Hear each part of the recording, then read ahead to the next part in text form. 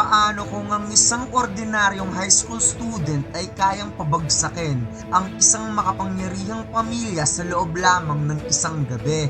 Isang pamilya na may koneksyon sa politika, may pera, may kapangyarihan at may mga taong handang gawin ng lahat para protektahan sila. Dahil sa chapter na ito ay may isang taong kakatok sa kanilang pintuan, isang teenager na 10 taon nang nakaligtas sa impyernong digmaan. Kaya ihanda nyo ang mga sarili nyo mga lads dahil ito na marahil ang isa pinaka-satisfying na downfall at paghihigante ni Ijin Yu. Kaya huwag na nating patagalin pa. Let's go! Matapos ngang ipinakita na isinara ni Ijin ang pintuan ng opisina habang sa labas naman ay nakahandusay na ang lahat nilang mga tauhan, narinig nga ni Mr. Cha ang nangyari doon sa office ni Mr. Kim at hindi siya makapaniwala na nandoon na kaagad ang batang yon at napa-Jesus Christ na lamang siya dahil curious talaga siya kung sino at saan galing ang high school student na yon. Ngunit hindi pa rin mababago ang katotohanang parang pinalo lang ang puwet niya ng isang teenager na bata. Lumipat ang eksena kay Ijin na nasa loob na ng office ni Mr. Kim at parang ang nakaramdam kagad ng takot itong si Hijin nang nakita si Ijin. Kaya galit na galit nga dito si Mrs. Kim dahil ang lakas daw ng loob ng batang ito para pumasok sa office nila at siya pa yung nanakit ng mga anak niya. Pinagsabihan naman ni Mr. Kim ang kanyang asawa na kumalma na lang muna at kalmadong tinanong si Ijin kung paano ito nakapasok sa kanyang opisina. Napasimple namang sinagot ng ating bida, idi sa pamamagitan ng paglagpas ng mga nakaharang na tauhan. Hindi makapaniwala itong si Mr. Kim kung paanong natalo ng batang ito si Mr. Cha at nagawang makuha ang kanyang security detail para malaman kung saan siya hahanapin. Ngunit ang mga ganoong klaseng gawain nilampas na sa isang capacity at biglang naalala ni Mr. Kim ang sinabi kanina ni Mr. Cha na ang kanyang mga anak ay nagkamali ng kinalabang tao. Bigla namang tumalak itong si Mrs. Kim dahil napakabastos daw ng batang ito at inis pa nitong sinabi na hindi niya hahayaang palalampasin ang ginawa nito. Hindi dahil tinalo nito ang mga tauhan nila ay matatakot na kagad sila dahil ngayon ay tatawag siya ng mga pulis upang maturuan ng leksyon ng batang ito. Ire-report niya na inassault sila ng batang ito at ang mga anak nila, pati ang kanilang mga security na parang malakriminal nitong pinasok ang kanilang opisina. Bagay na sobrang ikinasaya naman ni Hijin dahil kahit anong gawin daw ng gagong ito, alam niyang lagi silang lamang dahil may kapangyarihan sila. Maaari daw magaling sa pakikipaglaban ng mokong na to, ngunit hindi na yun gagana kapag may pulis nang naka-involve sa sitwasyong ito at sigurado siyang wala nang magagawa ang gagong ito. Binalaan pa dito ni Mrs. Kim si Ijin na lahat daw ay kaya niyang gawin. Kaya niyang tumawag ng pulis kagad pero mas malala kung tatawagan niya ng direkta ang isang district attorney para tapos na kagad ang batang ito. At upang malaman daw ni Ijin kung sino talaga ang kinakalaban niya. Kalmado namang sinagot ni Ijin na actually hindi na kailangan pa. Alam ko lahat patungkol sa inyo. Si Mr. Kim ay nasa second term bilang member ng kapulungan na tumatakbo sa halalan. Agad kang tumawag sa attorney itong si Mrs. Kim na napasabing, so yun pala ang dahilan kung bakit ka nandito at ang lakas ng loob mo. Syempre naman bata ka pa. Hindi mo alam kung ano nga ba talaga ang kahulugan ng isang tunay na mundo. Bagay na mas lalo namang nagpapangiti kay Hijin dahil huli na daw ang lahat. Game over na para sa gagong ito. Habang si Ijin naman ay kalmado lang, walang emosyon ng mukha o kahit kaunting kaba, hindi mo talaga makikita sa mukhang ito. Inis nga dito ang kinausap ni Mrs. Kim ang prosecutor na si Mr. Choi dahil mayroon daw masamang loob na nang himasok sa kanila. Ngunit bigla na lang may sumigaw na talaga namang ikinagulat ni Mrs. Kim dahil nakita niyang may binugbog si Hijin na kawawang babae na humihingi ng sorry sa kanya at sinabihan niya pa itong tumigil ka nga gaga. Hindi mo dapat ako ginalit sa una pa lang. Gulat na gulat nga dito si Hijin sa kanyang nakita na tumutunog pa sa video ang mga pinaggagawa niyang sampal at pangbubugbog kay Dayon. Habang si Mr. Kim naman ay nandidilat ang mga mata nang narinig sa video ang sinabi ni Hijin kay Dayon na kulang pa daw ang mga sampal na ito at inutusan niya pa dito ang kanyang mga kaibigan na bugbugin si Dayon at tapusin na para hindi na magiging sagabal ang babaeng ito sa kanila. Nagmamakaawa nga dito si Dayo na huwag siyang saktan at gagawin na lamang niyang lahat sa susunod. At ang video nga ito mga lods ay galing sa karaokehan. At hiningian pa ni Heejin itong si Dayo ng $180 para hindi nila ito sasaktan. Ngunit wika nga ni Dayon na sinusubukan naman niyang mag-ipon ngunit wala siyang pera. Kaya nagsuggest nga dito si Heejin na magtrabaho na lamang para may pangbayad sa kanila. O di kaya magbenta ng laman, mag-prostitute dahil gusto niya ng $500 this week. Kaya gulat na gulat nga itong si Mrs. Kim sa lahat niyang narinig mula sa video na para bang gumuho ang lahat sa kanya. At sinabihan na lamang niya ang prosecutor na tatawagan na lamang niya ito mamaya. Inis nga napatanong itong si Heejin kung saan nakuha ni Heejin ang mga file na to. Ngunit napatitig lang ang ating bida at hindi nagsalita. At dito ipinakita mga lods ang mismong bahay nila Heejin o masasabi nating bahay ng Kim family na pinasok pala ni Heejin at doon niya kinuha ang lahat ng mga security detail, pati ang laptop ni Heejin ay hinak niya upang makuha ang video at ang iba pang mga kabulustugang pinaggagawa nito sa loob ng school. Bahagyang nag-aalalang nagpapaliwanag si Heejin sa ama niya na mayroon daw siyang good reason kung bakit niya yun ginawa, ngunit sinabi ng kanyang ama na itika mo yung bibig mo, Heejin. Bagay na sobra niyang ikinagulat nang narinig yun sa kanyang ama. Pasimpleng sinabi ni Heejin na may mga video file din siya kay Jisoo. Baka gusto rin daw makita ni Mr. Kim. And actually, ang dalawa daw nilang anak ay parang ginawang koleksyon ang mga videong kabulastugang ginagawa nila. Sinabi ni Heejin na may mga videong binubugbog nila mga estudyante sa paralan o di kaya sa iskinita. At mayroon ding dose-dose ng video ang mga anak nila Mrs. Kim kung paano nila kinukuha na ng pera mga estudyanteng nabibiktima nila sa pamamagitan ng pananakot at pangingikil.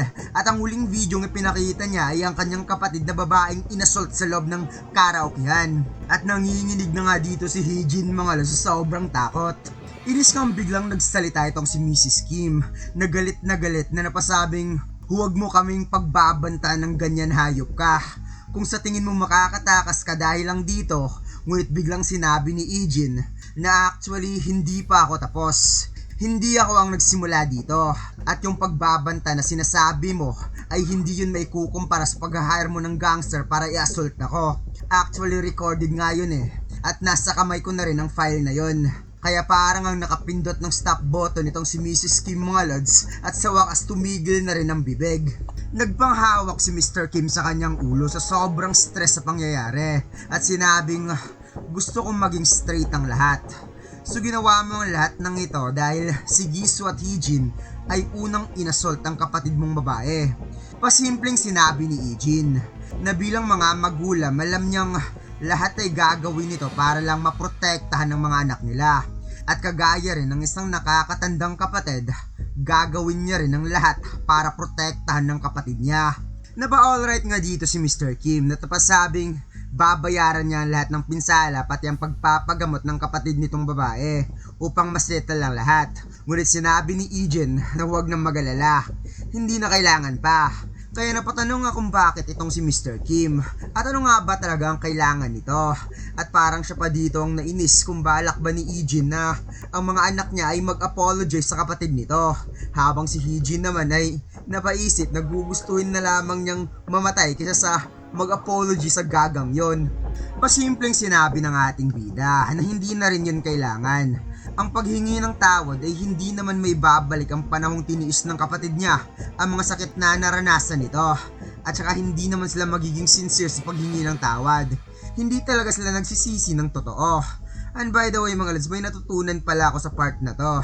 Kaya kung may manghingi ng tawad sa inyo, expect nyo na lang na hindi yun sincere para hindi kayo masaktan. Kalmadong sinabi ni Heejin na ang gusto niya talagang gawin ni Mr. Kim para sa mga anak niya ay sisiguraduhin itong hindi na makikita ng kapatid niya itong sina Jisoo at Heejin. At kahit sa mga mata niya ay gusto niyang mawala ang dalawang to at hindi niya na makikitang muli. Napawat nga sa isipan nitong si Heejin kung ano nga ba talagang pinagsasabi ng gagong ito. Biglang sinabi ni Mr. Kim na pumapayag siya. I-transfer niya ang dalawa sa ibang paaralan at mas mabuting ipapadala niya muna ang dalawa sa abroad. Sabay nga ditong nagreklamo ang dalawang magkapareho ang utak, ngunit agad lamang silang pinatigil ni Mr. Kim na pinatikom ang bibig. Tinanong ni Mr. Kim kung satisfied na ba itong si Ejin sa desisyong ito, ngunit sinabi ng ating bida na gusto niyang bukas kaagad mawawala ng dalawang to sa paaralan. Nakaagad namang sinagot ni Mr. Kim na ipapaalam niya kaagad sa paaralan bukas na bukas rin ng umaga. Kaya parang ang nabagsakan ng langit itong si Hee-jin na napaluha sa kanyang narinig na hindi na siya papasok sa paaralan at ipapadala pa siya sa abroad. Agad na umalis si Ejin, ngunit napa-hold on muna itong si Mr. Kim at sinabing since nagkasundo na silang dalawa at pinayagan niya ito sa lahat ng gusto niya sanang makuha ang lahat ng bidyong nahanap nito. Bigla nga nandudum ang mga mata ni Ejin dito mga lods na sobrang ikinagulat ni Mr. Kim na parang ngayon lang siya naka-experience ng ganito ka-deadly na mga mata sa napakabatang edad na kaedad lang ng anak niya. At sinabi nga dito ni Ejin, mukhang iniisip mo ata na ganun ako katanga sir. Kaya bahagya nga ditong nanginig si Mr. Kim na napasabing pasensya ka na, nagkamali ako. At umalis na nga dito ang ating bida na sa huli ay naging talunan ng tatlong mokong sa pakikipag-deal ng isang batang teenager na high schooler. Pagkatapos nagulat ngang nakabalik itong si Ejin sa bahay dahil nag-aalala palang nakaabang itong sina Grandpa at si Dayon na baka daw nasaktan si Ejin.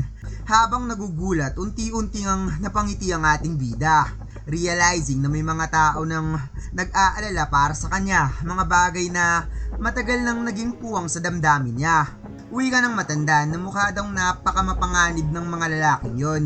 Ngunit sinabi ni Ejin na nakipag-usap lang naman ang dalawang yon sa kanya. Nawi ka pa ni Dayon na parang may masama talaga silang nararamdaman sa dalawang yon kaya sobra silang nag-aalala ni Grandpa. Tugon ni Ejin na mas dapat alalahanin ni Dayon ang sarili sa pagpapagaling at tinanong niya ito kung ayos na ba ang kalagayan nito. Ngunit bigla ngang naging malungkot itong si Dayon na sinabi na okay lang naman siya. Napatitig si Ejin at sinabi na huwag na itong mag-alala. Hindi na ito mahuhulog muli sa hagdanan. Kaya nagulat nga dito si Dayon kung ano tong pinagsasabi ni Ejin sa kanya. Nasabi pa ni Ejin, tinanggal niya na ang lahat ng sagabal. At hindi ko ma-imagine mga lods kung gaano kabilis tinarbaho ni Ejin ang lahat ng yun sa iisang gabi lang. Ibang klase itong si Ejin mga lods. Sa sumunod na araw, pasok na ulit sa klase. At sinabihan na nga dito ni Dayon si Ejin na huwag na lamang siyang hintayin mamayang hapon dahil mabuti na ang kalagayan niya ngayon, bumalik na sa sigla ang katawan niya. At napangiti nga dito si Ejin na pumayag naman sa in-request ng kapatid niya, kung kaya't nagpaalam na ang dalawa sa isa't isa at kita na lamang daw sila mamaya sa bahay. Pagpasok ni Dayon sa classroom, bumungad kaagad sa kanyang taingang matinding balita na pinag-uusapan ng mga kaklase niya. Nabigla nga siya ditong napatigil dahil sinabi daw sa kanila ni Mr. Lee na hindi na kailanman papasok si Hee-jin sa school. Siya at ang kanyang kapatid na lalaki ay doon na mag-aaral sa abroad. Kaya napa-holy shit nga dito ang isa dahil magiging normal na daw ang lahat. Hindi na nila kailanman makikita ang babaeng yon. Dahil dito, sobrang nagulat si Dayon sa kanyang narinig at dito'y naalala niya ang sinabi ni Ejin sa kanya na huwag na itong mag-alala. Hindi na ito kailanman mahuhulog sa hagdanan dahil tinanggal niya na ang lahat ng sagabal. At dito'y na-realize niya na alam ni Ejin ang lahat ng ito. Kaya agad siyang bumalik sa hallway para balikan si Ejin. At napansin nga dito ni Ejin ang paglabas ni Dayon. Ngunit si Dayon ay nag-aalala dahil hindi niya alam kung ano ang sasabihin niya kay Ejin. Kaya sinabi na lamang dito ni Ejin, nakita na lamang sila mamaya. Habang si Dayon naman ay hindi niya na malayang napaluha na pala siya at sinabi na lamang niyang, see you later. Samantala, lumipat naman ang eksena sa karaokehan. Muli nga tumambay dito ang kagrupo ni Hee-jin. At napag-usapan nga nila dito ang paglipat ni Hee-jin ng school at sa pagpunta nito sa abroad. Uwi ka ng isa na na-shock rin talaga siya nang nalaman yon. Ngunit bakit sobrang biglaan naman? Hindi nila ito nakita sa school ngayong araw at kahit si Jisoo Kim. At bigla nga nilang sinigawan itong si Ayong dahil kanina pa daw hindi nagsasalita na sobra naman niyang ikinagulat. Tinanong nila ito kung ano bang sinabi ni Hee-jin kay Ayong since same class sila at lagi silang magkasama. Namutlang ang kinakabahan nitong si Ayong na sinabing totoo ang balitang narinig nila at inanunsyo yon ng teacher nila ngayong araw. Kaya napawat nga dito ang lahat dahil hindi nila alam kung ano nga ba talaga ang nangyayari.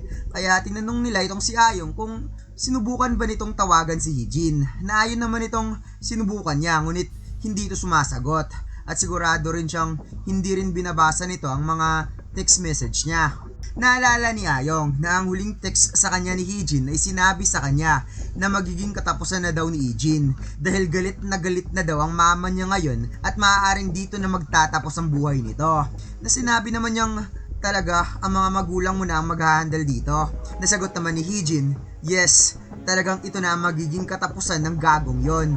Kaya sobrang ang kinakabahan nitong si Ayong dahil yun ang huling text sa kanya ni Heejin. Ngunit hindi naman siguro nagkataon na baka dahil sa lalaking yon kaya may papadala si Heejin sa abroad. Kaya napashake-shake na lamang siya sa kanyang ulo dahil naniniwala pa rin siya na hindi yun maaari at alam niyang may kapangyarihan ng mga magulang ni Heejin na pigilan ng lalaking yon.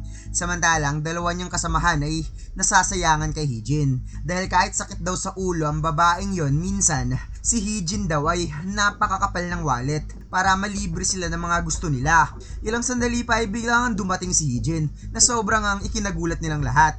Umupo si Heejin at inis na sinabi na sobrang gulo na ng buhay niya ngayon. Halos hindi na nga siya makalabas sa bahay dahil sa nangyayari.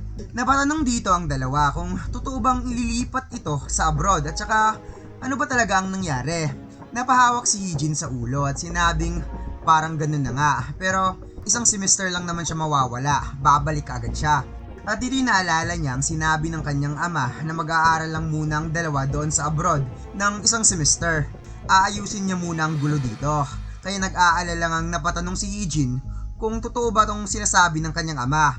Nasabi naman itong oo naman, hindi niya hahayaang makita ng mundo ang video na yon. Kaya napangiti nga dito ang dalawa dahil anong saysay ng isang semester, parang nag-vacation lang daw si Heejin doon. Kaya inis nga ditong napasagot si Heejin, bakit may karapatan ba kayo sa desisyon ng mga magulang ko ha? Seryoso namang napatanong ang isa, bakit naman biglaan?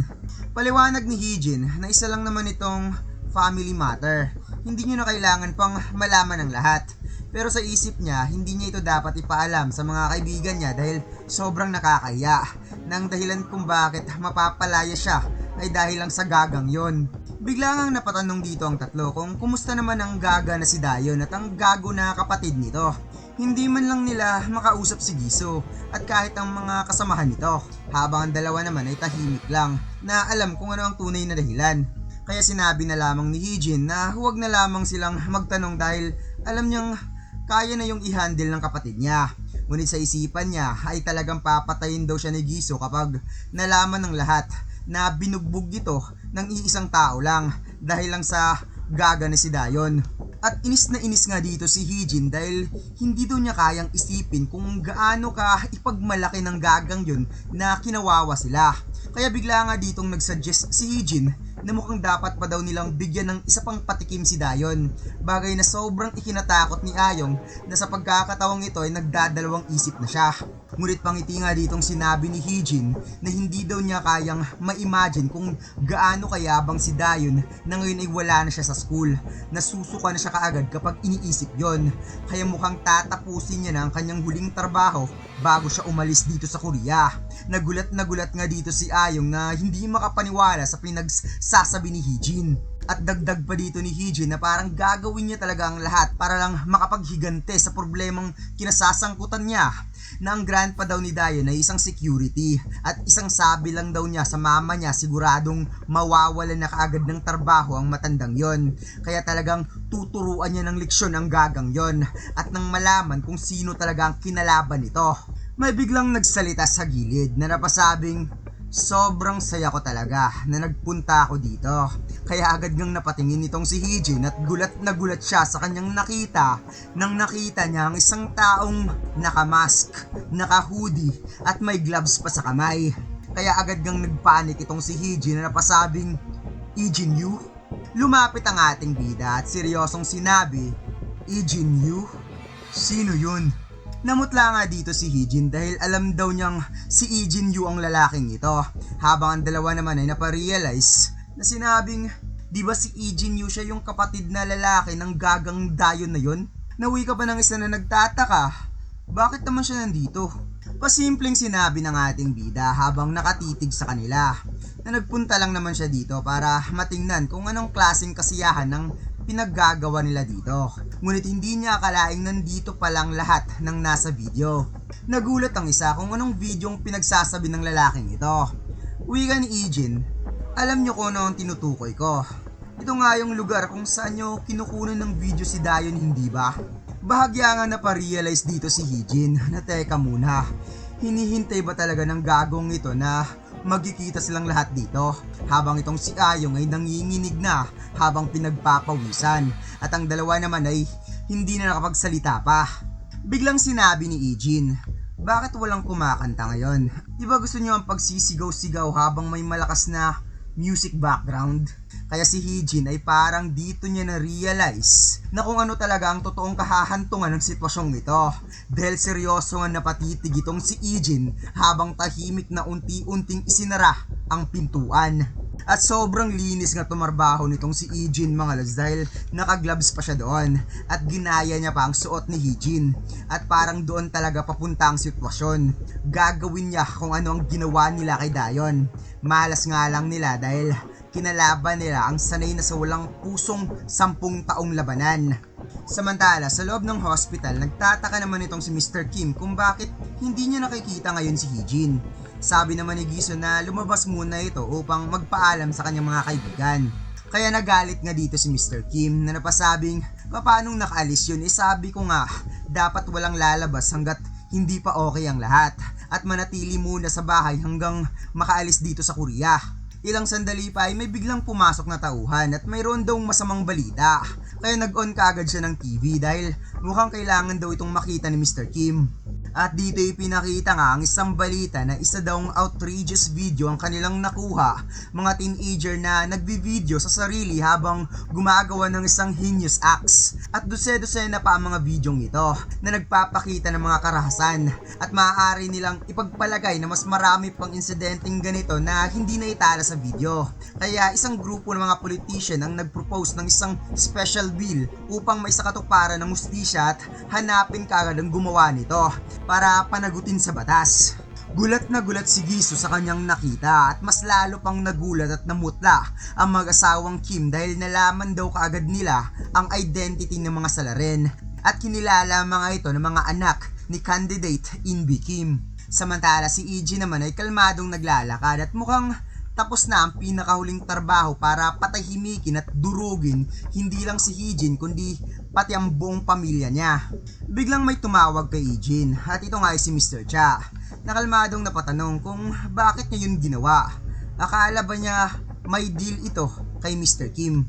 Napatitig lamang si Hijin at sinabi sa isipan na kailangan niyang kumilos ng mabilis at palihim upang protektahan ang kanyang identity. At habang pinapanood dito ni Ijin ang buong video na pinaggagawa ni Hijin sa kanyang kapatid sa loob ng karaokehan, sinabi niya na ang kalaban niya dito ay isang makapangyarihang politician. Alam niya kung paano niya ito tatarbahuin ng palihim, ngunit akala niya magiging tapos na ang lahat kung mailalayo niya ang dalawa sa kanyang kapatid. At dito sinabi ni Ijin na ginawa lang niya yon dahil maliit lang siya. Wala siyang kapangyarihan. Ngunit wika ni Mr. Cha, sigurado ka, yan lang yung rason mo? At sigurado ka bang hahayaan ka na lamang nila? Nakalmado namang sinagot ni Ijin, well, isa lang naman ang sigurado ako. Ito na ang huling bagay na papasok sa isipan ni Mr. Kim. At dito ay nagpatuloy nga ang balita mga lods na mas lalo pang nagpashock kay Mr. Kim dahil sinabi ng balita na ang pinaka-shocking na information daw na nakuha nila ay nai-reveal ang mga multiple accounts ni Mr. Inbi Kim na involved sa money laundering, bribery at election fraud. At agad nga ditong ibinalita na kahit ang kanyang mga kapartido ay sumuporta sa pag-iimbestiga sa kanya at puputulin nila ang ugnayan upang mapalis kaagad siya sa partido at nang hindi sila madamay sa kontrobersya. Kaya si Mr. Kim ay parang binagsakan ng mundo matapos ang balitang yon. At hindi nga makapaniwala itong si Mr. Cha na kahit ang sariling data ni Mr. Kim ay nagawa nitong makuha mula sa kanya. At dito inisip niya na itinago niya mga datang yon bilang isang safety net in case magkatrayduran silang dalawa ni Mr. Kim. Kaya napatanong nga dito si Mr. Cha kay Eugene, sino ka nga ba talaga? Napasimple namang sinagot ng ating bida habang dumadaan sa harap ni Mr. Cha. Isa lang naman akong average na teenager. Kaya napangiti nga dito si Mr. Cha dahil oo nga naman, average ka nga sa edad mong yan, pero hindi sa bagay na yon. At dito lang nagtatapos ang chapter na ito mga lads. Huwag mo sana nakalimutan mag-like, comment at mag-subscribe sa ating YouTube channel at mag-follow sa ating Facebook page. Salamat!